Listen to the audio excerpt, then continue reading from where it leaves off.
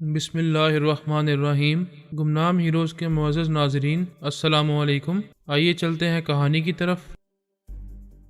یہ حیرانی اور پریشانی کی بات ہے کہ مارلی کی انگلیوں کے اصل نشانات کا ریکارڈ گم ہو گیا ہے یا اس کی ریکارڈ فائل غائب کر دی گئی ہے۔ یہ کیا بکواس ہے؟ ہمارے ریکارڈ روم سے وہ فائل کون چرا سکتا ہے؟ ٹیلی پیتھی جاننے والے ہمارے دماغوں سے اہم راز چرا لیتے ہیں۔ فائل تو معمولی چیز ہے۔ جب تک ٹیلی پیتھی جاننے والوں کی فوج ہمارے علاقے میں رہے گی، ہمارا کوئی راز محفوظ نہیں رہے گا۔ لیکن مارلی کی انگلیوں کے نشانات چرانے والے کیا فائدہ حاصل کرنا چاہتے ہیں؟ یہ تو ان کی حماقت ہے۔ ہم آج ہی میڈم مارلی کی انگلیوں کے نشانات قلعے سے حاصل کر سکتے ہیں۔ وہ وہاں موجود ہے سر۔ اسی کے نشانات تصدیق کے لیے یہاں بھیجے گئے ہیں۔ ہم اپنی فائل کے بغیر تصدیق نہیں کر سکیں گے۔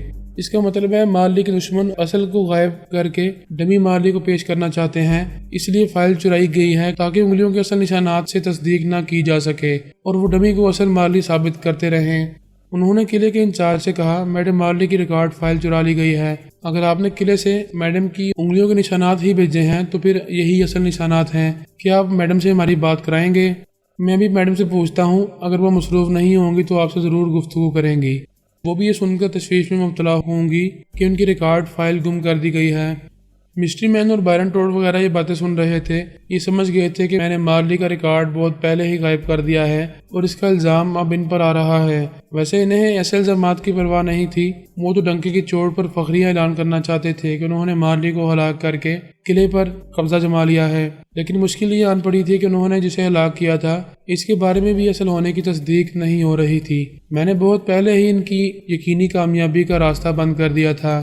بائرن ٹوڈ نے مسٹری مین سے کہا، ہمیں یہ یقین کر لینا چاہیے کہ قلعے میں مارلی تھی، اسے ہم نے ہلاک کر دیا ہے۔ مسٹری مین نے کہا، اگر ہم نے کسی ڈمی کو ہلاک کیا ہے تب بھی کوئی فرق نہیں پڑے گا۔ ہم نے اس قلعے پر قبضہ جما لیا ہے۔ اصل مارلی زندہ ہوگی تو فرہاد کی پناہ میں باہر ہی رہے گی، اس قلعے کے اندر کبھی نہیں آ سکے گی۔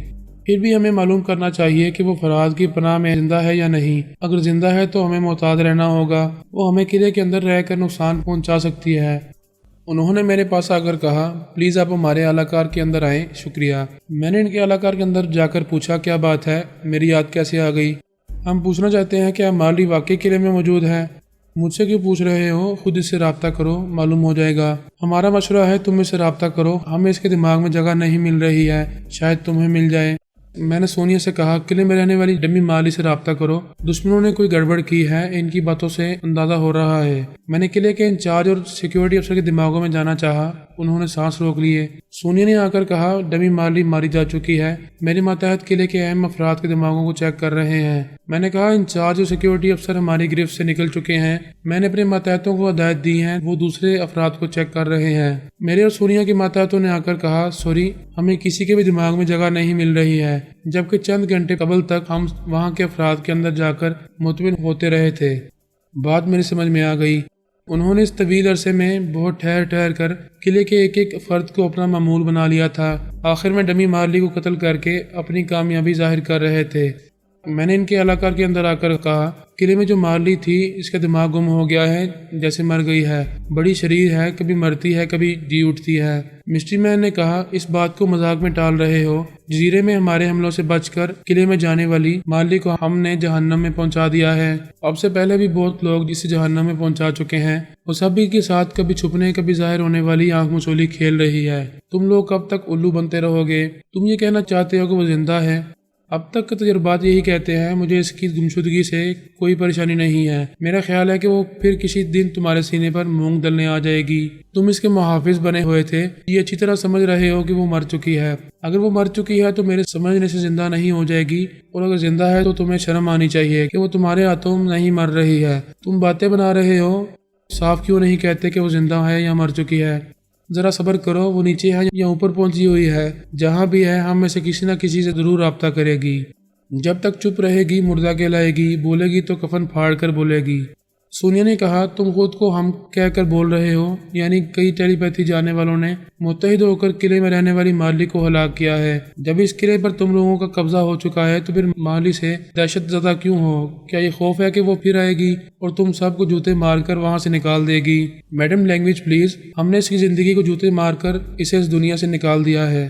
تم سب ہمیشہ ایسی خوش فہمی میں مبتلا رہا کرتے ہو۔ ہمارا فرض ہے کہ تمہاری صحت کا خیال رکھیں اور تمہیں خوش رکھا کریں۔ خوش رہو دشمنوں۔ ہم نے رابطہ ختم کر دیا۔ میں نے کہا سونیا، دشمنوں نے خوب کام دکھایا ہے۔ خوش فہمی میں تو ہم مبتلا رہے کہ وہ قلعے کے اندر کسی ایک فرد کے بھی اندر نہیں پہنچ سکیں گے، اور وہ اس عرصے میں بڑی رازداری سے سرنگ بناتے رہے۔ وہ بولی انہوں نے وہ قلعہ اور جزیرہ ہم سے چھین لیا ہے، کیا فرق پڑتا ہے؟ ہم یہاں حکومت کرنے نہیں آئے ہیں، چین سے تعاون کرنے اور ان علاقوں میں انڈر ورلڈ کے جرائم کو کم کرنے آئے ہیں۔ میں نے کہا ہم نے انڈر ورلڈ کے گاڈ فادر ناناکا کوڈو کو اس کے عبرت ناک انجام تک پہنچایا ہے، تمام ٹیلی پیتھی جاننے والوں کو کامیابیوں کا فریب دے کر بری طرح ناکام بنایا ہے۔ انہوں نے ابھی ایک بڑی کامیابی حاصل کی ہے، آئندہ یہ کامیابی انہیں مہنگی پڑتی رہے گی۔ آثار بتا رہے تھے کہ وہ آپس میں ہی لڑنے مرنے والے ہیں، ہمیں ان کے خلاف کوئی بڑی کارروائی نہیں کرنی پڑے گی۔ اسکاٹ لینڈ یارڈ کے جاسوس اپنی نمایاں کارکردگی کے باعث تمام دنیا میں شہرت حاصل کرتے رہتے ہیں، وہ بہت ہی ذہین اور معاملہ فہم ہوتے ہیں۔ اب ٹیلی پیتھی کا علم ان کی ذہانت کو چار چاند لگا رہا تھا۔ یہ علم سیکھنے کے بعد وہ چوروں اور ڈاکوؤں، قاتلوں اور بدنام زمانہ مجرموں کی آوازیں سن کر یا ان کی تصویریں دیکھ کر ان کے اندر پہنچ رہے تھے اور ان کی زبان سے جرم قبول کرا رہے تھے۔ ان کے سیکرٹ ایجنٹس دوسرے ممالک میں جا کر وہاں کے اہم راز چرایا کرتے تھے۔ اب وہ اپنے ہی ملک میں بیٹھ کر دوسرے ممالک کے اکابرین اور فوج کے اعلیٰ افسروں کے اندر پہنچ کر ان کے نہایت اہم ملکی اور فوجی راز معلوم کر رہے تھے۔ اگر کسی دشمن ملک میں جانا ہوتا تو بیس بدل کر ایئرپورٹ اور بندرگاہوں کے افسران کے دماغوں میں گھس کر وہاں کے حساس اداروں میں پہنچ جاتے تھے۔ وہ مانتے تھے کہ ٹیلی پیتھی ان کے لیے ایک رحمت ہے، انہیں پلک جھپکنے سے پہلے دنیا کے ایک سرے سے دوسرے سرے تک پہنچا دیتی ہے۔ یہ رحمت ان تک پورس اور شیوانی کے ذریعے پہنچی تھی، اور ٹیلی پیتھی جاننے والے 3J کے تعاون سے انہوں نے ٹرانسفارمر مشین تیار کی تھی اور ان کے دماغوں سے یہ علم اپنے سراغ رسانوں کے اندر پہنچا رہے تھے۔ اتنے سارے احسانات کے باوجود انہوں نے شیوانی اور 3J کو اپنا قیدی بنا کر رکھا تھا۔ پورس شیوانی کو رہائی دلا کر اپنے ساتھ لے گیا تھا اور 3J کو یقین دلایا تھا کہ انہیں پھر جلد ہی قید سے نکال لائے گا۔ انہوں نے 3J کے دماغوں کو دوبارہ تنویمی عمل کے ذریعے لاک کیا تھا اور ان تینوں J کو اپنا غلام بنایا تھا۔ ایسے وقت پورس بھی ان کے دماغوں میں رہ کر لاک کیے جانے والے مخصوص لب و لہجوں کو ذہن نشین کر چکا تھا۔ وہاں کے کئی ایسے سراغ رساں تھے جن کے اندر پورس وقت ضرورت جا سکتا تھا۔ اسکاٹ لینڈ کے اعلیٰ عہدیدار 3J کو غلام بنا کر مطمئن ہو گئے تھے۔ ان کے اپنے ٹیلی پیتھی جاننے والے سراغ رساں یوگا کے ماہر تھے۔ انہیں یقین تھا کہ پورس یا دوسرا کوئی دشمن ان کے اندر نہیں پہنچ سکے گا۔ وہ بڑے اطمینان سے منصوبے بنا رہے تھے اور ان پر عمل کر رہے تھے۔ ان کا سب سے اہم منصوبہ یہ تھا کہ وہ اپنے پڑوسی ملک فرانس میں ٹرانسفارمر مشین تیار نہ ہونے دیں۔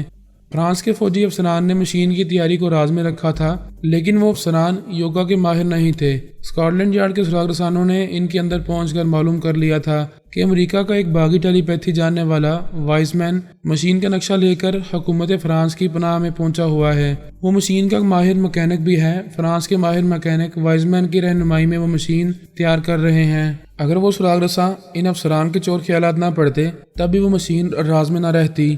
وائز مین نے امریکہ کی مخالفت میں ساری دنیا کے ٹیلی پیتھی جاننے والوں کو 10 پراسرار امریکی ٹیلی پیتھی جاننے والوں کے بارے میں مختصر سی معلومات فراہم کی تھیں۔ جواباً امریکی اکابرین نے کہا تھا کہ وائز مین مشین کا نقشہ چرا کر ان کے ملک سے فرار ہوا ہے اور فرانس میں مشین تیار کر رہا ہے۔ جم کاف کی ہلاکت کے بعد کئی بدنام زمانہ مجرم انڈر ورلڈ کے گاڈ فادر بننے کی کوششیں کرتے رہے، پھر مسٹری مین کے ماتحت ٹیلی پیتھی جاننے والے کیری گرانٹ سے مغلوب ہو گئے۔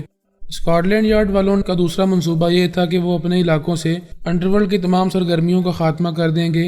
ایسے وقت انہیں پتہ چلا کہ خاتمہ ممکن نہیں ہے۔ ایک ٹیلی پیتھی جاننے والا کیری گرانٹ انڈر ورلڈ کے معاملات کو سنبھال رہا ہے۔ وہ جانتے تھے کہ زیر زمین ہونے والے جرائم کو بالکل ہی ختم نہیں کر سکیں گے، لیکن کیری گرانٹ کو وہاں ہمیشہ حاوی نہیں رہنے دیں گے۔ سونیا نے پورس کو کیری گرانٹ کے بارے میں بہت کچھ بتا کر اس کے دماغ میں پہنچا دیا تھا۔ جب اس نے خیال خوانی کی تو اس وقت کیری گرانٹ اپنی محبوبہ سے رومانی گفتگو کر رہا تھا۔ اس کے خیالات نے بتایا کہ حسین محبوبہ کا نام انیتا ہے۔ آج اس سے پہلی ملاقات ہوئی ہے۔ وہ پہلے اپنی مردانہ وجاہت اور گفتگو سے اپنی طرف مائل کرنا چاہتا تھا۔ ناکامی کی صورت میں ٹیلی پیتھی کے ذریعے اسے اپنے زیر اثر لا سکتا تھا۔ وہ اس کے حسن و شباب اور اس کی اداؤں پر بری طرح مر مٹا تھا۔ پورس نے انیتا کے خیالات پڑھے۔ وہ بہت مغرور تھی، اسے اپنے حسن و شباب پر بڑا ناز تھا۔ وہ عام حسیناؤں کی طرح بہت زیادہ دولت مند بننے کے لیے کسی امیر کبیر شخص سے شادی کرنا چاہتی تھی۔ کیری گرانٹ نے اس کے یہ خیالات پڑھے تھے، اس لیے بڑے تکبر سے کہہ رہا تھا، میں اتنا دولت مند ہوں کہ تمہارے لیے ہوائی جہاز اور ہیلی کاپٹرز خرید سکتا ہوں۔ انیتا نے پورس کی مرضی کے مطابق کہا، میں 2 بیڈ روم اور ایک ڈرائنگ روم والے اپارٹمنٹ میں رہتی ہوں، ہوائی جہاز اور ہیلی کاپٹرز کہاں رکھوں گی؟ وہ ہنستے ہوئے بولا، کیا عقل سے پیدل ہو؟ اتنا نہیں سمجھتی کہ جو اتنی مہنگی چیزیں خرید سکتا ہے کیا وہ تمہارے لیے ایک محل نہیں خرید سکے گا؟ پرائیویٹ فلائنگ کمپنی کے رن وے اور ہیلی پیڈ پر تمہارے جہاز اور ہیلی کاپٹر کھڑے رہیں گے، کیوں اتنی ڈھینگے مار رہے ہو؟ سورج سے تاش کے حکم دکھائی دے رہے ہو، اس وقت تمہاری جیب میں 5 پاؤنڈ بھی نہیں ہوں گے۔ وہ مسکرا کر بولا، میں اپنی جیب میں رقم نہیں رکھتا، جب بھی ضرورت ہوتی ہے میری جیب میں رقم پہنچ جاتی ہے، بولو بھی کتنی رقم چاہتی ہو؟ فی الحال 5000 پاؤنڈ دکھا دو، پھر میں تمہیں جھوٹا نہیں سمجھوں گی۔ اس نے خیال خوانی کی پرواز کی۔ پورس اس کے ساتھ اس کے ماتحت کے اندر پہنچ گیا۔ وہ یوگا کا ماہر تھا، صرف اپنے عامل کیری گرانٹ کی سوچ کی لہروں کو محسوس نہیں کرتا تھا۔ پورس نے بھی اس کا مخصوص لہب و لہجہ اختیار کیا تھا۔ وہ اپنے ماتحت سے بولا، تم میرے قریب اسی گارڈن میں ہو، تمہارے پاس کتنی رقم ہے؟ تقریباً 5500 پاؤنڈز ہیں۔ 5 منٹ کے اندر یہاں آ کر مجھے رقم دو، پھر کہے سنے بغیر چلے جاؤ۔ وہ ماتحت گارڈن میں ایک جگہ بیٹھا ہوا تھا، حکم کی تعمیل کے لیے اٹھ کر جانے لگا۔ کیری گرانٹ دماغی طور پر حاضر ہو کر انیتا سے بولا، ابھی 2 منٹ میں تمہاری مطلوبہ رقم میرے ہاتھوں میں آئے گی۔ وہ حیرانی سے بولی، تعجب ہے، تم کہیں نہیں گئے، کسی سے رابطہ نہیں کیا، تمہارے پاس موبائل فون نہیں ہے، پھر یہاں بیٹھے بیٹھے اتنی رقم کیسے آ جائے گی؟ وہ فخر سے بولا، یہی تو میرا کمال ہے، رقم آ جائے تو حساب ضرور لگانا کہ 1 منٹ میں 5000 پاؤنڈ حاصل کر سکتا ہوں تو تمہارے لیے 24 گھنٹوں میں کتنی دولت حاصل کروں گا، تم حساب کرتے کرتے تھک جاؤ گی۔ وہ ماتحت آتا ہوا دکھائی دے رہا تھا۔ کیری گرانٹ اٹھ کر کھڑا ہو گیا، اس کے قریب آنے پر بولا، مجھے صرف 5000 دو اور یہاں سے جاؤ۔ ماتحت کے تیور بدل گئے۔ وہ گھرا کر بولا، 5000؟ تم نے کبھی 5000 دیکھے ہیں؟ یہ کہتا ہی اس نے کیری گرانٹ کو زوردار تھپڑ مارا۔ وہ ایک دم سے بوکھلا گیا۔ انیتا کے سامنے زبردست انسلٹ ہوئی تھی۔ وہ ماتحت کو جان سے مار ڈالنا چاہتا تھا۔ اس نے اس کے اندر پہنچ کر کہا، کتے کمینے، میں بھی تجھے دماغی مریض بنا دوں گا۔ اس نے اس کے اندر زلزلہ پیدا کرنا چاہا، لیکن پورس ماتحت پر قبضہ جما چکا تھا۔ وہ غصے سے بولا، گدھے کے بچے، میں اس ماتحت کے اندر مسٹری مین بول رہا ہوں۔ تم ایک حسینہ کو پھانسنے کے لیے اس کے سامنے ٹیلی پیتھی کا مظاہرہ کر رہے ہو، اور ابھی اس کے اندر زلزلہ پیدا کرتے تو یہ یہاں تکلیف سے تڑپتے ہوئے تماشا بن جاتا۔ یہ کہتے ہی ماتحت نے اسے دوسرا تھپڑ مار کر کہا، یہ ہیں 2000 پاؤنڈز۔ اس نے تیسرا، پھر چوتھا اور پھر 5واں تھپڑ مار کر کہا، 5000 پورے ہو گئے۔ وہ 5 کا حساب پورا کر کے وہاں سے پلٹ کر چلا گیا۔ انیتا ہنستے ہوئے بولی، 1 منٹ میں 5 تماچے تو 24 گھنٹوں میں کتنے تماچے ہوں گے؟ میں تو حساب کرتے کرتے تھک جاؤں گی۔ وہ ہنستے ہنستے بے حال ہو رہی تھی۔ کیری گرانٹ غصے سے اس کی پٹائی کرنا چاہتا تھا۔ پورس نے اس کے اندر مسٹری مین کی حیثیت سے کہا، خبردار اس پر ہاتھ اٹھاؤ گے تو یہ احتجاج کرتے ہوئے تمہیں تماشا بنا دے گی، عقل سے کام لو۔ وہ بولا، باس تم نے مجھے انڈر ورلڈ کا گاڈ فادر بنا کر شہرت کی بلندیوں پر پہنچا دیا، مگر اس حسینہ کے سامنے تمانچے لگوا کر میرا سر شرم سے جھکا دیا ہے۔ میں نے تمہاری حماقت کی سزا دی ہے۔ آئندہ سر عام ٹیلی پیتھی کا مظاہرہ کرو گے تو ہمیشہ کے لیے دماغی مریض بنا دوں گا۔ وہ سر جھکا کر وہاں سے جانے لگا۔ انیتا پورس کی مرضی سے اس کے پیچھے چلتی ہوئی بولی، مجھے چھوڑ کر کہاں جا رہے ہو؟ میں تمہارے ساتھ چلوں گی۔ وہ بولا، مجھ پر ہنسنے اور میرا مذاق اڑانے کے لیے اور کچھ رہ گیا ہے؟ مجھے افسوس ہے، اب نہیں ہنسوں گی۔ بائی دا وے، وہ گون بدتمیز تھا، میرا باپ تھا، اس لیے میں تمانچے کھا کر خاموش رہا، ورنہ میں بہترین فائٹر ہوں، کوئی دوسرا ہوتا تو اس کی لاش گرا دیتا۔ اچھا تو تم نے اپنے باپ سے 5000 پاؤنڈز مانگے تھے، اسے نہ دینا تھے نہ دیتا، اس طرح جوان بیٹے پر ہاتھ نہیں اٹھانا چاہیے تھا۔ وہ اس کے ساتھ کار میں آ کر بیٹھ گئی۔ وہ کار ڈرائیو کرتا ہوا بولا، ٹھیک ہے میرے ساتھ چلو، میرا شاندار بنگلہ دیکھو، وہاں میرے آئرن سیف میں لاکھوں پاؤنڈز اور ڈالرز پڑے رہتے ہیں، انہیں دیکھ کر تمہیں میری دولت مندی کا یقین آئے گا۔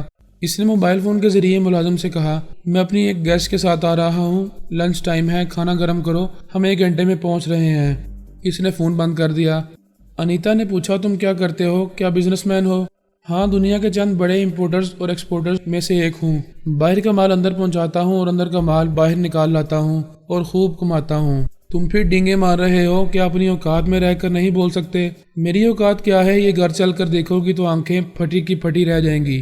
تمہاری باتوں اور حرکتوں سے اتنا یقین ہو گیا ہے کہ تم مجھے بہت چاہتے ہو، جھوٹ بول کر میرا دل جیتنے کی کوششیں کر رہے ہو۔ جب میں جھوٹا ہوں، میرا یقین نہیں ہے تو میرے ساتھ کیوں آ رہی ہو؟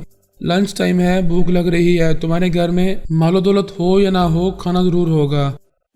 اس نے ایک شاندار بنگلے کے پورچ میں پہنچ کر کار روک دی۔ انیتا نے کہا، واو، یہ تو بہت ہی عالیشان بنگلہ ہے، بہت مہنگا لگتا ہے، کیا تمہارا اپنا ہے؟ تم کیا سمجھتی ہو کیا میں دوسروں کے گھر میں رہتا ہوں؟ یہ میرا اپنا ہے، کاغذات دیکھو گی۔ وہ دونوں بنگلے کے اندر آئے۔ कैरी ग्रांट ने मुलाजिम से पूछा, खाना तैयार है? यस सर, मैं अभी मेज़ पर लगाता हूँ। वो अनीता के साथ बेडरूम में आया। वो बोली, ये बंगला, ये बेडरूम मेरे ख्वाबों की तरह खूबसूरत है। मुझे यकीन दिलाओ कि तुम्हारा है, फिर मैं तुम्हारी हो जाऊंगी। वो एक सेफ के पास आकर इसे खोलते हुए बोला, ये मखसूस नंबरों की तरतीब से खुलता है और इन मखसूस नंबरों को सिर्फ मैं ही जानता हूँ। फिर इसने अनीता की तरफ देखकर कहा, ये सेफ खुल चुका है, आओ इसे अपने हाथों से खोल कर देखो। शायद तुमने इतनी दौलत अपनी जिंदगी में कभी नहीं देखी होगी। वो सेफ के पास आई, फिर हाथ बढ़ाकर इसके पट को खोला। फिर इसकी आंखें हैरत से फैल गईं। वो बोला, मैं तो नहीं देख रहा हूँ, तुम बताओ ये कितनी रकम है? वो इसके सामने आकर चीखते हुए बोली, मैं इस पत्थर से तुम्हारा सर तोड़ दूंगी। ये तुम मुझे क्या दिखा रहे हो? तुम तो किसी पागल से भी ज्यादा पागल हो। इसने पलटकर खुली हुई तिजोरी को देखा, फिर शदीद हैरानी से चीख कर बोला, नहीं, ये नहीं हो सकता। यहाँ पाउंड्स और डॉलर्स की गड्डियाँ ऊपर से नीचे तक रखी हुई थी। लाखों डॉलर्स और पाउंड्स से ये पत्थर कहाँ से आ गए? अक्ल पर पत्थर पड़ जाएं तो ऐसा ही होता है। मैं अच्छी तरह समझ गई हूँ। तुम्हें सलाखों के पीछे होना चाहिए था, मगर तुम्हें खुला छोड़ दिया गया है। वो संजीदगी से परेशान होकर सोचने लगा, मैं सुबह यहाँ नोटों की गड्डियाँ देख कर गया था, इनकी जगह पत्थर कैसे आ गए? क्या कोई डाकू आए थे? डाकू इतनी तकलीफ ना करते कि तिजोरी खाली करने के बाद बाहर से छोटे बड़े पत्थर लाकर वहां भर देते, और वो जादू को नहीं मानता था। इसने सोचा, क्या ऐसा टेलीपैथी के जरिए किया गया है? हो सकता है किसी ने मेरे मुलाजिम को अलाकार बनाकर ऐसा किया हो। लेकिन कोई टेलीपैथी जानने वाला बराह रास्त मुझसे बातें करेगा, मेरे दिमाग में घुसने के लिए मुझे नुकसान पहुंचाएगा। जब वो मेरे घर में घुस सकता है तो मेरे मुलाजिम को अलाकार बनाकर मुझे अपना मामूल और महकूम भी बना सकता है। बात एक तिजोरी की नहीं, पूरे अंडरवर्ल्ड की दौलत हासिल कर सकता है। वो अपना शुबा दूर करना चाहता था। इसने मुलाजिम के ख्यालात पढ़े और उसने मुलाजिम को ये सोचने नहीं दिया कि वो 15 मिनट पहले सेफ खोलकर नोटों की गड्डियां निकालकर इन्हें एक स्टोर में रख चुका था, फिर बाहर से छोटे बड़े पत्थर लाकर तिजोरी में भर दिए थे। इसने ये सब कुछ गायब दिमाग रहकर किया था, और उसने इस सेफ को खोलने के मखसूस नंबर कैरी ग्रांट के चोर ख्यालात से मालूम किए थे। मुलाजिम ने इसकी मर्जी से कहा, मैं साहब का फोन अटेंड करने के बाद किचन में चला गया था, अब तक वहाँ मसरूफ रहा था। बंगले के किसी कमरे में जाने का वक्त नहीं मिला। इस बंगले में दूसरा मुलाजिम नहीं था। कैरी ग्रांट को यकीन करना पड़ा कि टेलीपैथी के जरिए डकैती नहीं की गई है। वो समझने से कासिर था कि दिन के वक्त मुलाजिम की मौजूदगी में किसने तिजोरी साफ की है। इसे अच्छी तरह याद है कि इस तिजोरी में नोट भरे हुए थे। इसने झुंझुलाकर कहा, मुझे अच्छी तरह याद है, मैं पागल नहीं हूँ, मेरी याददाश्त कमजोर नहीं है, मैं एक फौलादी दिमाग रखता हूँ, इसीलिए मुझे गॉडफादर बनाया गया है। ये डकैती का मामला तशवीशनाक है, मुझे मिस्ट्री मैन को इस मामले से आगाह करना होगा। वो मिस्ट्री मैन से राब्ता करना चाहता था, पर उसने इसे राब्ता करने नहीं दिया। वो सोचता हुआ बेड पर आकर बैठ गया। अनीता इसे खुशी से देख रही थी। हमदर्दी से बोली, आराम से लेट जाओ, तुम्हें डॉक्टर से कंसल्ट करना चाहिए। क्या डॉक्टर को कॉल करूं? नहीं, प्लीज मुझे तनहा छोड़ दो। मुलाजिम ने मेज पर खाना लगाया होगा, जाकर खाओ, फिर जिस चीज की जरूरत हो यहाँ से उठाकर ले जाओ। अफसोस मेरे पास नकद रकम नहीं रही है। इसे भूख लग रही थी, वो खाने के लिए चली गई और उसने उसे बेड पर लिटाया, फिर ख्यालखानी से थपक थपक कर सुला दिया। इस पर मुख्तसर सा तमीमी अमल करने लगा। इसने कहा, तुम बदस्तूर मिस्ट्री मैन के मातहत रहोगे, लेकिन लाशौरी तौर पर मेरे मामूल और महकूम रहोगे। मेरा लबो लहजा सुनते ही मेरे अहकामात की तमील करने लगोगे। वो सहरदा हो चुका था। इसने कहा, मैं लाशौरी तौर पर तुम्हारा मामूल और महकूम बनकर रहूंगा, और उसने हुक्म दिया, जो कुछ मेरे और तुम्हारे दरमियान होता रहेगा तुम इसे मिस्ट्री मैन की मौजूदगी में भूल जाया करोगे। तुम्हें इसकी मौजूदगी में याद नहीं आएगा कि मेरे भी मामूल बनकर रहते हो। अंडरस्टैंड? यस। अभी जो कुछ हो रहा है और बाद में जो कुछ होता रहेगा, वो सारी बातें और सारे वाकयात मिस्ट्री मैन की मौजूदगी में भूल जाया करूंगा। शाबाश, अब तमीमी नींद सोते रहो। और उसे छोड़कर अनीता के पास आया। वो पेट भर कर खा चुकी थी और वहां से जाना चाहती थी। इसने पुरुष की मर्जी से जमा ही ली। ख्याल पैदा हुआ, खाने के बाद जरा लेटना चाहिए, जरा आराम करने के बाद जाना चाहिए। वो कैरी ग्रांट के पास आकर बिस्तर पर लेट गई। पारस ने इसे भी सुला दिया। मुलाजिम को गायब दिमाग बनाकर तिजोरी से पत्थर निकलवाकर बाहर फेंके, फिर स्टोर रूम में छुपाई हुई नोटों की गड्डियां वापस इनकी जगह पहुंचा दी। इसके बाद दिमागी तौर पर अपनी जगह हाजिर हो गया। वो 5 माह पहले शिवानी के साथ इटली के शहर रोम में था। वहाँ दुश्मनों ने शिवानी को अगवा किया था। पुलिस ने जवाबी कार्रवाई की थी और बारन टोड के 2 अहम टेलीपैथी जानने वाले साइमन और आंद्रे को मौत की नींद सुला दिया था। इसके बाद वो शिवानी को लेकर यूरोप के मुख्तलिफ शहरों में तफरीह करता रहा था। शिवानी पूरे दिनों से थी। लेडी डॉक्टर ने कहा था वो आज रात या कल सुबह तक बच्चे को जन्म देगी। वो खुश थी, सेहतमंद थी। अल्ट्रासाउंड की रिपोर्ट के मुताबिक बच्चा भी सेहतमंद था। फिक्र की कोई बात नहीं थी। जचकी नॉर्मल होने वाली थी। قدرتی حالات موافق نہ ہوں تو زیادہ فکر نہیں ہوتی، ان حالات سے کسی نہ کسی طرح گزرنا ہی پڑتا ہے، لیکن دنیاوی حالات سے گزرنے کے لیے ٹھوس تدابیر پر عمل کرنا لازمی ہوتا ہے۔